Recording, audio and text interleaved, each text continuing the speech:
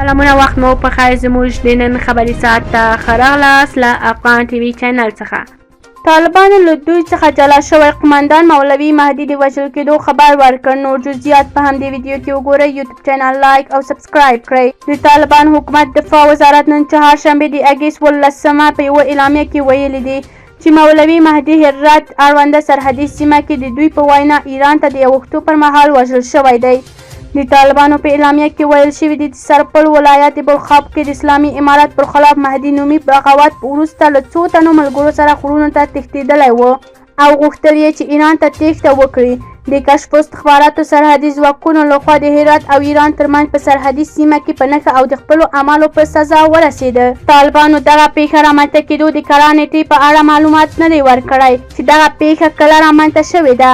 مولوي مهدي په افغانستان کې له هزاره قوم څخه د طالبانو له پخوانیو قمندانانو څخه و چې په دې وروستیو کې له هغو څخه جلا شوی و او په وسلوالو مخالف یې لاس پورې کړی و. په افغانستان کې د طالبانو له واکمنېدو وروسته مولوي مهدي د طالبانو لخوا د بامیان ولایت استخباراتو عمومي رئیس په توګه ټاکل شوی و، خو تر څو مودې وروسته له یادې دندې څخه لرې کړل شوی و.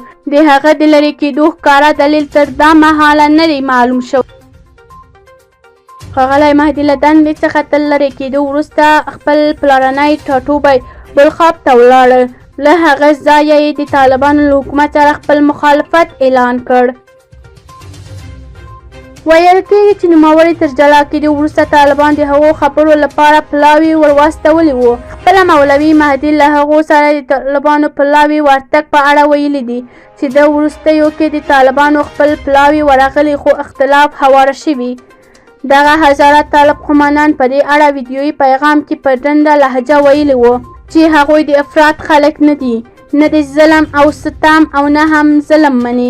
کله څنګه چې وینئ په دې وروستیو کې د امارت څو پلاوي راغلي، له هغه سره مو دوستانه او ورورولي خبرې درلودلې، له هغو مو څه غوښتل؟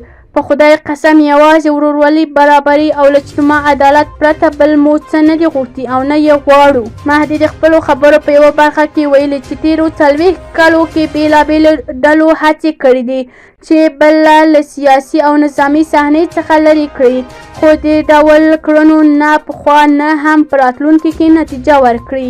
تر هغه وروسته د طالبانو دفاع وزارت سرپل ولایت بلخاب ولسوالۍ کې د خپل یو جلا شوی قمندان مهدي مجاهد د پلویانو پر ضد د تصفیې عملیات خبر ورکړ.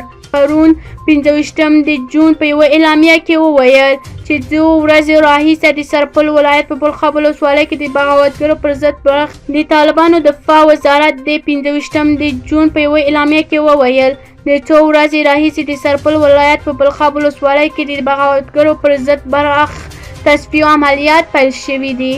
تر هغې وروسته د یونما لخوا د یادو عملیاتو له امله ګڼ ملکي وګړي د بېځایه کېدو او یو شمېر نور ملکي وګړو د مرګ ژوبلې راپورونه هم ورکړل شوي دي، خو طالبانو هغه مهال د ملکي وګړو وژل کېدو رد کړي وو. د مولوي مهدي پلویانو تر دا مهاله په دې اړه څه نه دي ویلي. که چېرې زموږ یوټیوب چینل مو نوي لایک او سبسکرایب کړئ نو حتما یې لایک او سبسکرایب کړئ.